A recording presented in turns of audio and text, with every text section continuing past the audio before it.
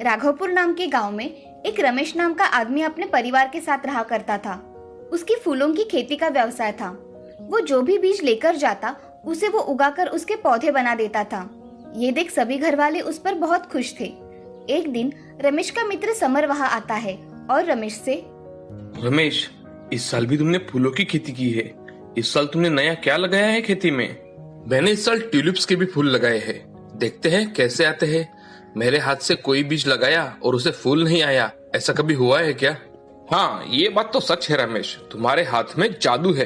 अच्छा, ये लो, मैंने तुम्हारे लिए कुछ अलग फूलों के बीज लेकर आया हूँ। धन्यवाद समर, तुम सच में मेरे दोस्त हो। ऐसा कहकर समर कुछ काम से वहाँ से चला जाता है। कुछ समय बाद रमेश वो बीज अपने खेत में लगा देता है और कुछ महीनों बाद उसे बहुत सुंदर गुलाब के फूल आते हैं। उसे देख रमेश बहुत खुश हो जाता है। वो गुलाब के फूल अलग अलग रंग के थे। उसे देखकर बहुत से लोग फूल लेने के लिए आया करते थे। ये देख उस गांव का साहूकार मोहनलाल मन में, ये रमेश तो बहुत ही तरक्की कर रहा है। छोटी सी खेती लेकर आज कितने अच्छे दाम में फूल बेच रहा है। इसका ना कुछ करना ही पड़ेगा। ऐसा मन में सोचकर साहूकार रमेश के खेत के पास चला जाता है। तभी साहूकार मोहनलाल रमेश से, अरे रमेश, कैसे हो? अच्छा हूँ साहूकार जी, आप कैसे हो? और यहाँ कैसे आना हुआ आपका? कोई काम हो तो बताइए। अरे मेरा कुछ काम नहीं है, मैंने तुम्हारी खेती में अच्छे गुलाब देखे तो उन्हें देखने के लिए चला आया बस। आइए ना साहूकार जी, मैं आपको अलग अलग फूल दिखाता हूँ। अरे रमेश, ये तो बहुत अच्छे प्रकार के अलग अलग गुलाब के फूल है तुम्हारे खेत में। मैंने तो अभी तक इतने अच्छे फूल कभी तक देखे ही नहीं। आपको अगर कुछ फूल चाहिए तो आप ले सकते हो साहूकार जी। जरूरत पड़ने पर मैं तुम्हारे खेत से ही फूल लेकर जाऊंगा रमेश। मैं कल दूसरे गांव गया था, मुझे वहां भी अलग अलग फूलों के बीज मिले हैं तो मैं लेकर आया हूँ। तुम चाहो तो मैं तुम्हें नौकरों के हाथ भिजवा देता हूँ। जी साहूकार जी, आप भेज दीजिए। आपका बहुत बहुत धन्यवाद कि आपने मेरे लिए इतना सोचा। चलो अब मैं चलता हूँ। ऐसा कहकर मोहनलाल रमेश के खेत में से चला जाता है और अपने नौकर के हाथ कुछ बीज भिजवा देता है। रमेश जी, मालिक ने ये तुम्हारे लिए कुछ बीज भिजवाए हैं, ये ले लो। अरे आओ हरिया, बैठो। अरे नहीं रमेश जी, मुझे बहुत काम है, मैं चलता हूँ। ठीक है, धन्यवाद हरिया। रमेश वो बीज की पोटली खोलकर देखता है तो उसमें सूखी हुई मछलियां होती है। साहूकार जी ने मेरे खेत में लगाने के लिए सूखी मछलियां दी है। रमेश पोटली हाथ में लिए सोचता है। तभी उसकी बीवी चेतना रमेश से, अजी, ये सूखी हुई मछली किसने दी है? ये तो किसी काम की नहीं है। ये मछलियां साहूकार जी ने दी है। उन्होंने फूलों के बीज बताकर ये मछलियां दी है मुझे। वो हमसे जलते हैं, इसलिए उन्होंने ऐसा किया। अब तो मैं इन मछलियों को भी खेत में लगाऊंगा और इसे उगाऊंगा। ऐसा कहकर रमेश खेत तैयार करने चला जाता है। उसे देख चेतना बड़ी अचरज में पड़ जाती है और मन में, अब ये क्या मछलियों की खेती करने वाले हैं क्या? हे भगवान, इन्हें थोड़ी सद्बुद्धि दे। रमेश अब उसका रहा हुआ खेत जोतकर उसमें मछलियां फेंक देता है और शाम के समय नदी के किनारे बैठ जाता है। रमेश सोच ही रहा था, तभी नदी के पास एक बूढ़ी औरत आई। बूढ़ी औरत रमेश से, बेटे, क्या हुआ? तुम चिंतित लग रहे हो। दादी, नहीं, मुझे कुछ नहीं हुआ। मैं चेहरा पहचानती हूँ, बताओ क्या समस्या है? शायद मैं तुम्हारी मदद कर पाऊँ। दादी, मैं मेरे खेत में अच्छी फूलों की खेती कर रहा था तो हमारे गांव के साहूकार मेरी तरक्की देखकर मुझसे जलता है, इसलिए उसने मुझे मेरे खेत में लगाने के लिए बीज लेकर आया। ऐसा कहकर नौकरे के हाथों सूखी मछलियां भेजी है। मैंने उसे खेत में लगा दी, मगर अब मैं मेरे खेत का क्या होगा यही सोचकर परेशान हूँ। बेटे, तुम्हारी समस्या का समाधान मेरे पास है। मैं तुम्हें ये विभूति देती हूँ, तुम ये तुम्हारे खेत में डाल दो, फिर देखो क्या चमत्कार होता है। मैं कुछ समझा नहीं दादी। तुम ये विभूति लेकर जाओ और मछली लगाए हुए खेत में डालकर आओ। कुछ महीनों बाद चमत्कार देखो। वहां अगर पौधे उगे तो उनकी अच्छे से देखभाल करना। ऐसा कहकर बूढ़ी औरत ने रमेश के हाथों में विभूति रख दी और वहां से चली गई। उस विभूति को देख रमेश सोचते हुए, क्या ये विभूति सच में काम करेगी? चलो, दादी ने दी है तो डालकर देखता हूँ। ऐसा सोचकर रमेश घर चला जाता है।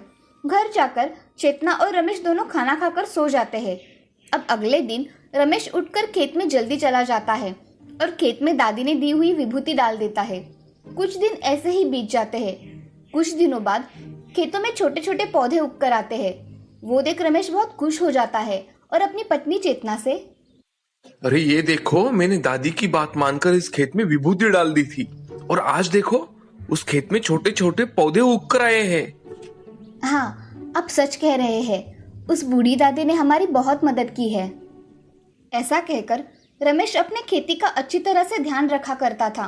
3 महीने हो जाने के बाद रमेश एक पौधा उखाड़ के देखता है। तभी उसके नीचे कुछ मछलियां लगी हुई दिखाई देती है। रमेश उन मछलियों को तोड़ने लगता है। तभी उसे महसूस होता है कि वो कोई साधारण मछली नहीं है, उसका रंग सोने जैसा है। वो उसे तोड़कर एक टोकरी में डालता है। तभी वो मछलियां चमकने लगती है। तभी रमेश का दोस्त राघव वहां आ जाता है। राघव रमेश से, रमेश, तुमने तो चमत्कार ही कर दिया, खेत में मछली की खेती करके दिखाई। ऊपर से ये मछलियां मुझे सोने की लग रही है, सोनार के पास जाकर देखना पड़ेगा। राघव, तुम सच कह रहे हो, मुझे भी ये सोने की मछलियां लग रही है। चलो हम इसे सोनार के यहाँ लेकर जाते हैं। ऐसा कहकर रमेश और राघव सोनार की दुकान में चले जाते हैं। तभी सोनार देखता है तो वो सच में सोने की मछली होती है। उन 4 मछलियों को बेचकर रमेश के पास बहुत पैसा आ जाता है। रमेश वो पैसे लेकर घर चला जाता है और चेतना से, चेतना, ये पैसे लो, इन्हें संभाल के रखो। इतने पैसे कहाँ से आए आपके पास? हमारे खेत में पौधों को सोने की मछलियां लगी है। एक पौधे की निकाली तो इतने पैसे आए। अब मैं जल्दी जाकर सब पौधों की मछलियां तोड़कर घर लेकर आता हूँ। हाँ, जल्दी जाइए।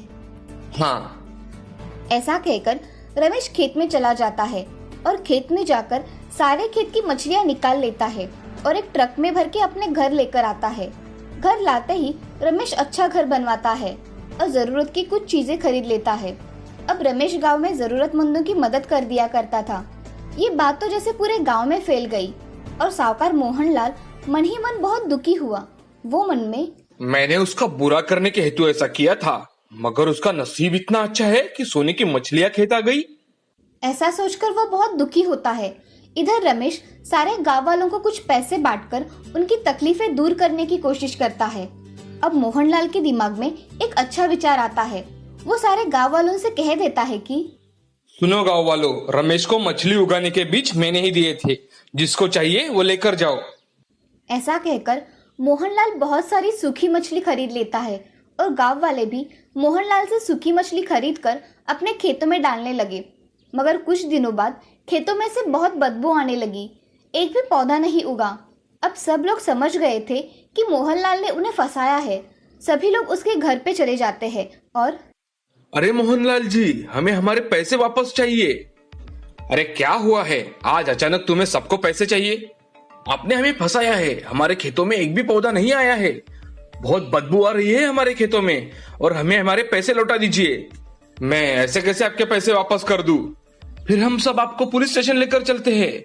मोहनलाल पुलिस का नाम सुनकर डर जाता है और, ये लीजिए आपके पैसे। सब लोग मोहनलाल से पैसे लेकर अपने घर चले जाते हैं। मोहनलाल को अब अपनी गलती का अच्छा सबक मिला था।